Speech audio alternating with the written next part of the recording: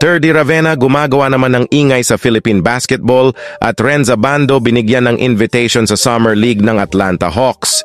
Yan ang ating pag-uusapan ngayon, pero kung bago ka pa lang po sa aking channel, pwede po bang mag-subscribe ka kung nagustuhan mo yung aking video? Kung hindi naman po pa-like na lang po, maraming salamat mga maka-full court. Ang basketball ay walang limitation, ganun din ang journey ng bawat manlalaro. Depende nga lang yan kung mag-explore ang isang player upang mas lumawak pang development nito at hindi lang makahon ang kanyang talento sa player. At ganito nga ang ginawa ng ating rising Pinoy player na si Terdy Ravenna. Hindi nga nasayang ang grind ni Terdy sa Amerika matapos ang kanyang mahabang season sa B-League ng Japan. Kung isipin kasi sa laki ng kinita ni Terdy sa liga ng mga Hapon, ay dapat sana na nakabakasyon ito matapos mag-part ways sa kanyang laging kupunan sa bilig ng Japan na Sun and Neo Phoenix. Ito nga at nagbuo nga na ang hard work ng Westbrook ng Pinas dahil finally mula sa post ni Sir Homer Ukol sa next move ni Terdy Ravenna. Ito at inanunsya na nga mismo ng kupunan na nabanggit sa post ng BC Dubai. Ayon nga sa post na mga ito, yung nagagalak ang mga ito na lalaro sa kanilang team si Terdy sa kontrata na ilatag ng Dubai Ball Club ay 1 taon kung sana may option ito na mag-extend kung sakaling maganda ipapakita ni Terdy Ravenna sa kanila. Pero masarap nga mabasa sa post na ito ng Dubai Ball Club sa social media ay ang mismong statement na magiging head coach ng mga ito.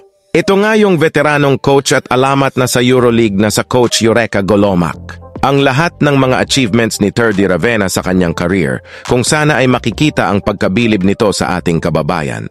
Dagdag pa ni Coach Golimak ay may special itong nakikita sa kanilang magagawang laro ni Terdy Ravenna na magkasama.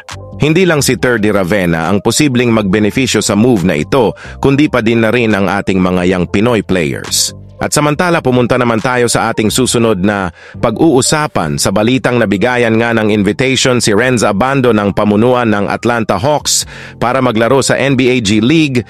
Mismong assistant coach ng Atlanta Hawks na si Coach Mike ay na-impress nga daw ito kay Renz Abando at may bagay na in-advise ito sa former highest paid import sa Korea. Kung kaya daw mag-convert ni Renz sa pagiging point guard, ay malaki yung tsansang po pwede itong makalaro sa NBA G League.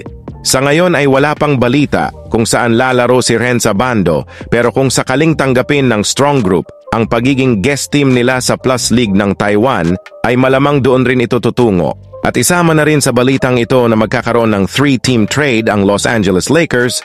Ang Los Angeles Lakers ay patuloy na pinalutang bilang isang potensyal na destinasyon ng kalakalan para sa Portland Trail Blazers forward Jeremy Grant. Ang Bleacher Report na si Andy Bailey ay naglagay ng isang kawili-wiling twist sa isang tanyag na panukala sa kalakalan sa pamamagitan ng pagdaragdag ng Orlando Magic bilang isang ikatlong koponan. Ang 3-team trade pitch ay hindi lamang nakarating ang Lakers kay Grant kundi nagdaragdag ng Magic point guard na si Cole Anthony. Ang Los Angeles ay gumagalaw ng medyo malaki kapalit ng pagdaragdag ng 2 karagdagang pangunahing manlalaro. Ipinagpalit ng Lakers sina D'Angelo Russell, Gabe Vincent, Jared Vanderbilt, Jalen Hood-Schifino, isang 2029 first-round pick, top 3 protected, at isang 2030 second-rounder. Ang Blazers ay tumatanggap ng Vincent, Vanderbilt, Jet Howard, isang 2025 first-rounder mula sa Magic sa pamamagitan ng Denver at isang Lakers 2029 first-round pick, top 3 protected.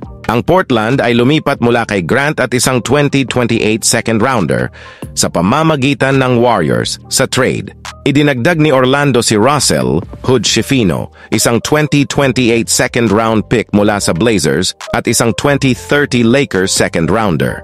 Ipinagpalit ng Magic sina Anthony, Howard at isang 2025 first-round pick bilang bahagi ng 3-team trade. So ayun lang mga maka-full court ang hatid kong balita sa inyo. Maraming salamat.